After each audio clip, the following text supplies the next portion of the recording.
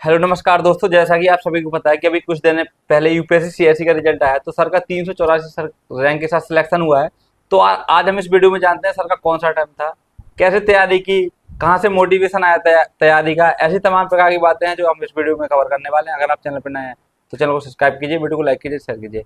तो सबसे पहले बहुत बहुत धन्यवाद सर कि अपना आप बीमार होते भी हम इतना टाइम दिया। जी जी जी जी, थैंक यू सो मच। तो आपका नाम और एजुकेशन बैकग्राउंड क्या है सर? जी, मेरा नाम क्षितिज आदित्य शर्मा है। मैंने जी अपनी 12वीं तक की पढ़ाई भोपाल से ही पूरी की है जी और उसके बाद मैंने 2014 में क्लैट का एग्जाम लिख के जी। एनएलयू हैदराबाद से बीए एलएलबी का कंबाइंड जी कोर्स किया। जैसे कि आपने बताया एलएलबी की है, तो कहाँ से माइंड में आया कि मैं सिविल सर्वेंट बनूंगा, या फिर पापा ने बोला आपके, या फिर बचपन से था कि ये चलो ये डिग्री कर लेते हैं फिर इसके बाद हम्म। यूपीएससी की तैयारी करते हैं? जी, मेरा ऐसे बचपन से तो कोई स्पेसिफिक मोटिवेशन नहीं था सिविल सेवा की तरफ। पर कोरोना काल में कुछ ऐसी चीज़ें हुई जिसकी वजह से मेरा रुझान थोड़ा बदला। जी थोड़ा लोगों की सफरिंग भी देखी तो थोड़ा लगा कि मेरी भी जो एक्सपेक्टेशन है जॉब से वो थोड़ी चेंज हुई। जी सिर्फ पैसा मुझे लगता है एक मोटिवेशन नहीं होना चाहिए किसी भी बिल्कुल सर। नौकरी में। जी थोड़ा पेरेंट्स की भी इच्छा थी और थोड़ा आसपास के सिविल सर्विस को काम करते हुए देखा भोपाल में कोरोना जी काल में, तो उनके काम से मुझे काफ़ी जी। मोटिवेशन तो मिला। सर जैसे कि आपने बताया एलएलबी किया है, तो आपने बीच में जैसे आपका हो गया सब डिग्री वगैरह कंप्लीट, तो जॉब वगैरह में किया कि डायरेक्ट आप तैयारी मोड में आ गए थे? जी, मेरी डिग्री जून 2016 में 2019 में पूरी हुई। जी उसके तुरंत बाद ही मैं बॉम्बे में नौकरी करना चालू कर दिया था, जी जुलाई के महीने से। जी पर करीब ढाई साल मैंने नौकरी की जी बॉम्बे में कॉर्पोरेट लॉ फर्म में, और काफ़ी हिस्सा उसका वर्क फ्रॉम होम में रहा। तो इसलिए तकरीबन 2 साल में भोपाल में ही रहा उस दौरान। तो इसीलिए एक मोमेंटम वहीं से बिल्ड हो गया। जी। जी। जैसे कि आपने बताया जब जॉब की, तो क्या आप जॉब के साथ साथ तैयारी शुरू कर दी थी आपने, फिर आपने जॉब से इस्तीफा दे दिया फिर उसके बाद तैयारी शुरू? नहीं, मैंने जॉब से इस्तीफा दिया। मन तब तक बना चुका था कि सिविल सेवा की तैयारी करनी है, पर जॉब से इस्तीफा दिया, आधा एक महीना थोड़ा ब्रेक लिया, उसके बाद तैयारी जी। चालू की। जैसे कि आपने बताया आपने जॉब छोड़ दी, तो क्या होता है कभी कभी बहुत सारे हम देखते हैं यूपीएससी मतलब बहुत बड़ा एक कहते हैं ना सागर है, तो सिलेक्शन जी कुछ लोगों का होता है नहीं होता है। जैसे कि अभी एक सर थे वो काफी वायरल हुए, उनके 12 अटेम्प्ट थे, 5 इंटरव्यू, और उनका जी लास्ट इस बार तो उनका सिलेक्शन नहीं हुआ। तो आपको जॉब छोड़ते टाइम में डर नहीं लगा कि शायद मेरा सिलेक्शन नहीं हुआ, या प्लान भी आपने पहले सोच रखा? जी, ये आपकी बात बिल्कुल सही है कि ये वो डर तो मन में लगा ही रहता है, क्योंकि एक बार आप इसमें फंस जाते हैं इसके चक्रव्यूह बिल्कुल में, कई बार बिल्कुल। निकलना मुश्किल हो जाता है। पर आपने जैसा कहा कि प्लान बी ही मेरा सपोर्ट था, कि मुझे लगता था कि कुछ नहीं तो इसी जॉब में वापस चला जाऊंगा। बिल्कुल। तो वो एक फाउंडेशन थोड़ी सॉलिड थी, तो वो एक कंफर्ट था। जी। यूपीएससी के अलावा आपने कभी दिमाग में एमपीपीएससी या यूपीपीसीएस स्टेट पीसीएस वगैरह देने का ट्राई किया अभी 2 अटेम्प्ट के बीच में? जी, मेरा मन तो था एमपीपीएससी एग्जाम देने का, पर मुझे लगा कि मैं खुद को डिस्ट्रैक्ट नहीं करना चाहता हूँ स्टेज पे बिल्कुल भी, तो मैंने अपना फोकस अभी यूपीएससी पर ही जी। बनाए तो रखा। सर बात करें रिसोर्सेज की, जब तैयारी में आए आपको कुछ पता नहीं था, आपकी लॉ से डिग्री थी, तो आपने रिसोर्सेज कैसे कलेक्ट किए? कहाँ से आपने देखा, इंटरनेट से देखा कि मुझे ये किताबें पढ़नी है, ये नहीं पढ़ना है, और कितने दिन आपने तैयारी कर देख के सॉरी करके ना फर्स्ट अटेम्प्ट दिया था? जी, पहला टाइम तो मेरा थोड़ा रश्टी हो गया था, क्योंकि जैसे मैंने कहा अक्टूबर में मैंने नौकरी छोड़ी, थोड़ा ब्रेक लेके करीब दिसंबर से तैयारी चालू की, जी और अगला प्रीलिम्स मई में था। जी। तो करीब वो 5 साढ़े 5 महीने में कैसे भी करके प्रीलिम्स तो मैंने खींच लिया। पर उस साल मेंस में मुझे बहुत दिक्कत हुई, क्योंकि पढ़ने का टाइम ही नहीं नहीं था। मिला, 3 महीने में उतना टाइम नहीं जी, मिलता वही है। 5 एक महीने में मैं कैसे भी करके प्रीलिम्स का सिलेबस खत्म कर रहा था। जी और रही बात बुक्स की और स्ट्रैटेजी की, तो मैंने यूट्यूब पे टॉपर टॉक्स देख के ही सीखा, क्योंकि जी मेरी तैयारी भी घर से ही थी। जी ये एक मंजिल है तो रास्ते भी होंगे, और एक मेंटर भी जो मुश्किलों को आसान बना दे। नतीजे संयोग नहीं होते, दूसरों से बेहतर स्कोर होते हैं। GS Score, an institute for civil services. Good career is a process, and mentoring at GSU Score is driven by primarily 2 objectives. One is empowerment and another is excellence. This is what we are known for. कामयाबी की राह पर 1000 से भी ज्यादा निशान। GS Score।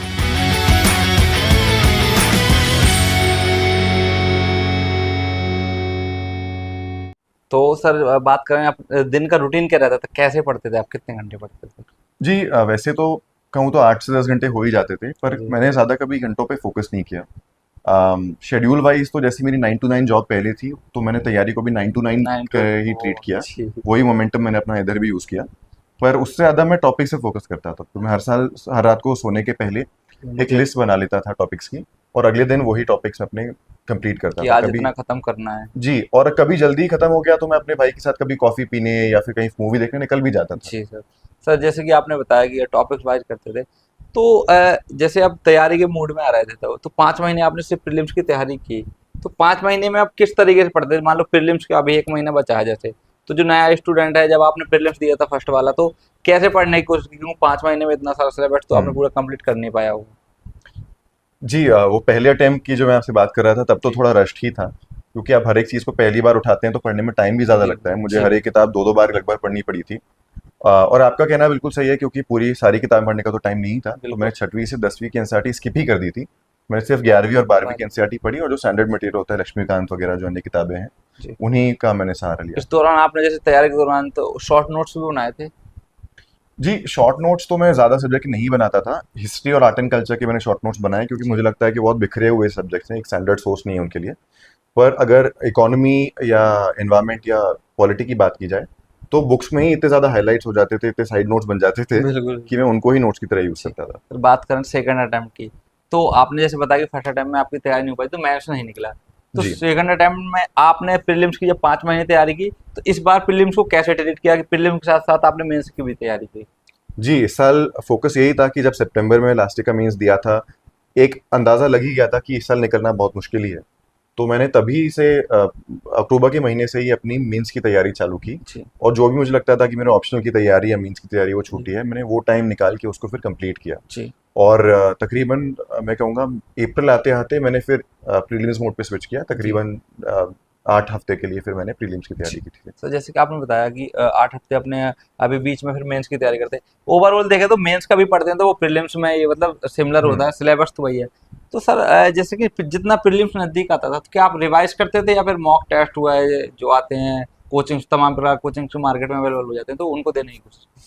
जी, मेरा focus पहले तो रिवीजन पे होता था कि कम से कम 3 राउंड रिवीजन के पूरे हो जाएँ प्रीलिम्स के पहले-पहले। मॉक टेस्ट भी देता ही था, थोड़ा अपनी स्ट्रैटेजी को फाइन ट्यून करने के लिए, पर ज़्यादा मॉक टेस्ट नहीं दिए। जैसे पिछले अटेम्प्ट का मुझे याद है, मैंने 14 से 16 मॉक टेस्ट ही दिए थे। तो मुझे लगता है कि मॉक टेस्ट का बहुत ज़्यादा रोल भी नहीं है इस एग्ज़ाम में, क्योंकि ये कैट या कोई एनालिटिकल पेपर नहीं है कि आप आंसर सॉल्विंग स्ट्रैटेजी सीख जाएँ, ये आपकी बिल्कुल, नॉलेज का टेस्ट है। बिल्कुल, तो बिल्कुल सर। मॉक टेस्ट में जो आया वो ज़रूरी नहीं है कि एक्चुअल पेपर में भी आ नहीं जाए। आएगा जी, जी। क्योंकि इस बार का देखें तो प्रीलिम्स बहुत ज़्यादा मतलब बोल रहे थे लोग, हार्ड आया, क्वेश्चन पता नहीं कहाँ से आ गए। तो आपने कैसे जब एग्जाम हॉल में गए, आपने इस साल का जो प्रीलिम्स का पेपर था, तो हुँ। बहुत सारे लोग मतलब फेल हो गए, अब कट ऑफ भी आपने देखी कितनी कम आई है। जी, तो जी, आपने जी। कैसे सॉल्व किया और कितने क्वेश्चन करने की कोशिश करते थे आप? जी आपने बिल्कुल ठीक कहा। मुझे याद है जब मैं भी एग्ज़ाम हॉल में बैठा था 2023 में, मैं बिल्कुल हैरान ही हो गया था पेपर को देख के। और तभी रियलाइज़ हुआ कि मुझे कुछ चीज़ों पर ही फॉल बैक करना पड़ेगा। जैसे एक चीज़ जो मेरे लिए काम की वो मेरी एक्यूरेसी है। तो मैंने देखा है कि मेरी ओवरऑल एक्यूरेसी ज़्यादा अटेम्प्ट्स ज़्यादा सवाल लगाने पर भी ठीक रहती है। जी, तो इसलिए मैंने करीब पेपर में इस साल भी 95 से 96 सवाल लगाए। जी, तो आई थिंक वो मेरे लिए थोड़ा काम किया, और मुझे पेपर में बैठे-बैठे रियलाइज़ हो गया था कि अगर पेपर निकलेगा, तो ज़्यादा से ज़्यादा आंसर लगा के ही निकलेगा। बिल्कुल सर। जी। सर जैसे आपको जो क्वेश्चन नहीं आते थे प्रीलिम्स में, आप जब सॉल्व करते थे, तो क्या जैसे आपको 2 आंसर आ रहे हैं उसके 4 ऑप्शन में से, तो क्या वो एलिमिनेशन मेथड से आप करने की कोशिश करते थे हुँ। या छोड़ देते कि नहीं, नहीं गलत हो गया तो माइनस मार्किंग हो जाएगी, कैसे करते थे? जी जो नया पैटर्न आया उसमें एलिमिनेशन का स्कोप काफ़ी कम हो गया है, ये बात तो बिल्कुल ठीक है। पर उसमें एक गौरतलब चीज़ ये भी है कि अगर आप 1 या 2 ऑप्शन लिमिट कर पा रहे हैं, तो उसको ज़रूर लगाना चाहिए। बिल्कुल सर, जैसे अगर आप 1 को भी हटा पा रहे हैं, तो आपका ओवरऑल 0 ही होगा स्कोर, बिल्कुल। और 2 को हटा पा रहे हैं, तो नेट टू नेट पॉजिटिव ही होगा। तो बिल्कुल लगाना चाहिए अगर एलिमिनेशन हो पा रहा है। जी, बट एक बात का ध्यान ये रखना है कि जिस अजम्पशन को लेके आप किसी भी ऑप्शन को स्ट्राइक आउट कर रहे हैं, वो सही होना चाहिए। क्योंकि कई बार मैं प्रैक्टिस में भी देखता था कि मैं उसी चीज़ में मात खा जाता था। बिल्कुल। तो सर बात करें सीसैट की, जी। तो इस टाइम पे सीसैट के नाम पे बहुत हल्ला हो रहा है कि लोग जी। कहते थे हमारा तो जीएस तो निकल ही जाता है हर बार, सीसैट में रह जाते, तो सीसैट जी। की तैयारी कैसे की आपने? जी, मैंने एक्चुअली सीसैट की तैयारी बिल्कुल नहीं की थी, पर अब लग रहा है करनी पड़ेगी। पहली बार में भी जब मैंने 2022 का प्रीलिम्स दिया था, तो पेपर के करीब लास्ट के 20 मिनट तो मैंने पेपर छोड़ ही दिया था, तो मेरे 140 नंबर आ गए थे सीसैट में, क्योंकि एक फाउंडेशन स्ट्रांग था इंग्लिश में भी और मैथ्स में भी। इस साल मुझे थोड़ी दिक्कत हुई थी। इस साल पेपर आधा पहले मैं मैथ्स कर रहा था, आधे में छोड़ के मुझे इंग्लिश पे जंप करना पड़ा। बचे कुछ टाइम में आके वापस मैथ के सम किए, तो काफ़ी मुझे भी कठिनाई हुई इस साल के सीसैट में। पर मैं यही कहूँगा कि सीसैट को अब हल्के में बिल्कुल भी नहीं लिया लिया जा सकता। जो स्टैंडर्ड बुक्स मार्केट में अवेलेबल हैं, जैसे अरिहंत की एक किताब आती है क्रैकिंग द सीसैट करके, और ऑनलाइन अगर आपको गाइडेंस की ज़रूरत लगती है तो ज़रूर वो भी लें। इसको बिल्कुल भी मुझे नहीं लगता अब हल्के में लिया जा सकता है। जी, फिर बात करें ओवरऑल मेंस की, तो मेंस के 1, 2, 3, 4 जो जीएस पेपर होते हैं, तो इनकी आपकी डिटेल स्ट्रेटजी क्या रहती थी? जी वो स्ट्रैटेजी तो वैसे सब्जेक्ट वाइज ही डिपेंड करेगी। जैसे जीएस 1 काफ़ी ज़्यादा स्टैटिक होता है, तो आपको ज़्यादा से ज़्यादा एग्जाम्पल्स इकट्ठे करने में, अपने फैक्ट्स को बिल्कुल प्रिसाइज रखने में और डायग्राम वगैरह की तैयारी करने में फोकस करना चाहिए। जो भी क्वेश्चंस होते हैं जो थोड़े करंट अफेयर्स ओरिएंटेड होते हैं, वहाँ पे ये कोशिश करें कि आप थोड़ा अपने फैक्ट्स को लेके स्टैंड आउट कर सकें, कुछ ऐसा फैक्ट ऐड कर सकें अपने आंसर में जो आपको मार्क्स दिलाए और आपको आपकी कॉपी को थोड़ा हटके बनाए। और GS4 या एथिक्स की बात करूँ तो वहाँ पे एक स्ट्रक्चर की बहुत ज़रूरत है, और जो डिसीजन मेकिंग प्रोसेस होता है वो उसमें क्लैरिटी पेपर के पहले ही आपके मन में होनी चाहिए, वही आपको पेपर में हेल्प करेगी। जी सर, बात करें एथिक्स की, तो एथिक्स के लिए आपने कौन सी बुक्स पढ़ी और कैसे एथिक्स को तैयार किया? जी, एथिक्स के लिए मैंने एक्चुअली कोई भी स्टैंडर्ड बुक नहीं पढ़ी थी। जो सिलेबस में लिखे हुए की टर्म्स होते हैं उन्हीं पे अपने हिसाब से रिसर्च करके, अपने हिसाब से एग्जाम्पल्स बना के उसका ही एक कंपाइलेशन बनाने की मैंने कोशिश की। जी पर मैंने केस स्टडीज़ की बहुत प्रैक्टिस की इस बार, क्योंकि मुझे पहले टाइम में लगा था कि मेरी केस स्टडीज़ काफ़ी वीक ही थी, तो उस पर मैंने इस साल काफ़ी ध्यान देने की कोशिश की। और ऐसे के लिए कैसे तैयार की? कुछ जो मैं टॉपर से मिला या फिर कभी कभी मैं वहाँ भी जाता हूँ, जैसे कि जब मेंस का पेपर हो तो रिव्यू करने, तो वो बंदे कहते हैं कि नहीं हमने तो भैया मतलब तैयारी नहीं की, ऐसे गए तो लिख दिया जाके। तो क्या ऐसा संभव है कि ऐसे नहीं है? वैसे ऐसे का कोई ऐसा कंटेंट तो है नहीं, जी तो बिल्कुल। फिर कैसे उसको करें? जी, लिखने वाले ऐसे भी लिखते हैं, मैंने पहले टाइम मैंने भी ऐसे ही लिखा था। पर उसकी एक थोड़ी, उसमें भी एक थोड़ा रिसर्च और एक थोड़ा मेहनत करना चाहिए। जैसे कुछ स्टैंडर्ड एग्जाम्पल्स होते हैं जो कई कई तरह के एसेज में काम आ जाते हैं, उनकी एक लिस्ट तैयार रखना, थोड़ी कभी शॉर्ट स्टोरीज वगैरह इंटरनेट पढ़ लेना, यूट्यूब पे रैंडम ऐसे कुछ यूट्यूब चैनल्स हैं जो आपको इन्फॉर्मेटिव हिस्टोरिकल स्टोरीज वगैरह बता देते हैं, तो ये छोटी छोटी चीज़ें पेपर में काफ़ी काम आ जाती हैं। जी, तो सर बात करें आपका ऑप्शनल क्या था? मेरा ऑप्शन लॉ था, क्योंकि मेरा ग्रेजुएशन भी लॉ में ही है। जी सर। जी। तो ऑप्शनल का आप मतलब जब पेपर आपने दिया तो कैसा गया पेपर? आपको लगा कि हाँ मेरा ऑप्शनल बढ़िया है? और सबसे ज़्यादा स्टूडेंट को या जो एस्पिरेंट होते हैं ऑप्शनल चयन करने में दिक्कत होती है, तो ऑप्शनल का सही चुनाव कैसे करें? जी, मेरे लिए तो काफ़ी क्लियर था पहले से कि क्योंकि मेरा ग्रेजुएशन लॉ में है, मैं जी ऑप्शनल लॉ ही रखूंगा। ये बात सही है कि लॉ काफ़ी स्कोरिंग ऑप्शन नहीं है, marks generally on the lower side ही रहते हैं। पर इस बार का पेपर देख के मुझे ज़्यादा कठिनाई नहीं हुई। पेपर देख के मुझे लगा कि हाँ, ये तो लगभग सभी कुछ मुझे आता ही है। एक आध क्वेश्चन थे जो वही बेसिक प्रिंसिपल को थोड़ा घुमा के पूछा गया, इस तरह के भी कुछ सवाल थे। पर कुछ ऐसा नया सा नहीं लगा मुझे। लॉ में ये एडवांटेज रहती है कि 80% पेपर रिपीट ही हो जाता है बिल्कुल सर, PYQs के वही तो बेसिस आएगा पे। जी, पीवाईक्यू पे आएगा। हाँ, क्योंकि केसेस वही रहते हैं, वही सब आर्टिकल, धाराएं वगैरह सही सब सब वो वही कुछ रहते चेंज हैं। नहीं होना जी। तो बस प्रैक्टिस की लेकिन बहुत ज़रूरत है, क्योंकि लॉ का सिलेबस बहुत ज़्यादा वास्ट है। मैं कई बार दोस्तों से चर्चा भी करता हूँ, तो जितने में हम लोग कॉन्स्टिट्यूशन और निपटा पाते हैं उतने में उनका पूरा का पूरा ऑप्शनल खत्म निपट जाता है, जी पेपर 1 एंड पेपर 2। तो लेकिन रिवीजन की बहुत ज़्यादा ज़रूरत है। जी। तो सर जैसे कि आपका मेंस क्लियर हो गया, जी। तो जब इंटरव्यू देने के लिए गए, जिस दिन आपका इंटरव्यू था एग्जाम इंटरव्यू हॉल में, किस पोर्शन से ज़्यादा क्वेश्चन पूछे गए? जैसे कि कभी कभी क्या होता है आपकी हॉबीज से पूछते हैं या फिर इंटरनेशनल रिलेशन वगैरह करंट अफेयर से भी जी। क्वेश्चन पूछते हैं, तो आपके क्वेश्चन कहाँ थे सबसे ज़्यादा? जी, मैं कहूँगा इंटरव्यू काफ़ी कुछ तो मेरे कंफर्ट जोन में ही था। मैं अगर परसेंटेजेस एट्रीब्यूट करूँ तो 30% मैं कहूँगा डैफ से, 50% मेरे लॉ के बैकग्राउंड से और लीगल अवेयरनेस जो भी डेवलपमेंट्स हो रहे हैं इस फील्ड में उससे, और 20% मैं कहूँगा थोड़े रैंडम से क्वेश्चंस थे। जी तो इसीलिए मैं काफ़ी कंफर्टेबल रहा अपने इंटरव्यू में। ऑफ कोर्स वो माहौल एक ऐसा होता है कि आप खुद को इवैल्यूएट ठीक से नहीं कर पाते, आपको बिल्कुल समझ में नहीं आता कि उनकी एक्सपेक्टेशंस क्या हैं आपसे। पर क्योंकि मेरा इंटरव्यू लार्जली मेरे जानी हुई चीज़ों के आसपास ही था, मेरा भोपाल, हैदराबाद, बॉम्बे के बैकग्राउंड के रिलेटेड सवाल थे, तो मैं काफ़ी कंफर्टेबल था इंटरव्यू देते टाइम। जी। सर बात करें, जैसे आपने बताया कि इंटरव्यू इन सब चीज़ों पे चला, तो क्या हॉबीज से क्वेश्चन पूछे और हॉबी क्या है आपकी? जी, मैंने जो डैफ में हॉबीज मेंशन की थी वो है हठ योग की प्रैक्टिस, और नई लैंग्वेज सीखने का मुझे थोड़ा शौक है, मैंने वो मेंशन किया था। तो उनसे और कुछ क्वेश्चन वगैरह? जी, हठ योग से तो उन्होंने क्वेश्चन अवॉइड ही किए थे, क्योंकि वो शायद उनको लगा हो कि काफ़ी एस्पिरेंट्स आजकल हठ योग प्रैक्टिस कर रहे हैं। बिल्कुल पर उनने ये जो मेरी लैंग्वेज सीखने की हॉबी है इस पे से काफ़ी सवाल पूछे थे, जी क्योंकि मैं स्टूडेंट एक्सचेंज पे कॉलेज में इसराइल भी गया था, तो वहाँ मुझे हिब्रू सीखने का मौका मिला था, तो उसके बारे में उन्होंने कुछ सवाल पूछे। फिर क्योंकि हिब्रू की बात होने लगी तो इसराइल में जो जंग चल रही है उसके अभी ऊपर भी हाँ काफ़ी चर्चा हुई, 10-15 मिनट उस पर भी हमारी वार्ता हुई। और क्योंकि मैंने फ्रेंच भी सीखी है तो थोड़ी बहुत बात उसके बारे में भी हुई। जी। सर बात करें, जैसे कि आपने सेकंड अटेम्प्ट में फाइनल सिलेक्शन पा लिया, तो काफ़ी बड़ी बात होती है कि फर्स्ट या सेकंड अटेम्प्ट में सिलेक्शन हुआ, तो इसकी आपकी जो जीरो से स्ट्रेटजी रही तो क्या रही? बिल्कुल अगर कोई एस्पिरेंट वीडियो देख रहा है, वो अगर तैयारी के मूड में आना चाहता है, तो जीरो से कैसे तैयारी करे, कहाँ से शुरू करे वो तैयारी? जी, मैं तो यही कहूँगा कि आप मैंने जो स्ट्रैटेजी अपनाई थी, मैंने कम से कुछ 7-8 टॉपर वीडियोस देखे, उनने जो जो बुक लिस्ट बताई है मैंने वो लिस्ट राइट तो डाउन बुक्स कर का ली। नाम बता सकते हैं? हाँ जो याद जी, है? प्रीलिम्स के लिए तो ज़्यादा स्टैंडर्ड ही रहती थी। जो पॉलिटी के लिए लक्ष्मीकांत है। इकोनॉमी के लिए मैंने श्रीराम आईएएस की जो बुक आती है, कंपाइल्ड नोट्स वाली जो बुक आती है, उसको रेफर किया था। एनवायरनमेंट के लिए पीएमएफ आईएएस की बुक। हिस्ट्री के लिए जैसे मैंने कहा कि थोड़ी बिखरे हुए सोर्सेज रहते थे, तो मैंने अपने खुद के नोट्स बनाए अलग अलग सोर्सेज से। ज्योग्राफी के लिए एनसीईआरटीज और जीसी लियोन। इंटरनेशनल रिलेशंस के लिए भी मैं सिर्फ पीटी 365 जो विजन की आती है वही पढ़ के जाता था। इकोनॉमी के लिए वही श्रीराम आईएएस की जो बुक आती है उसको ही मैंने रेफर किया। एनवायरमेंट।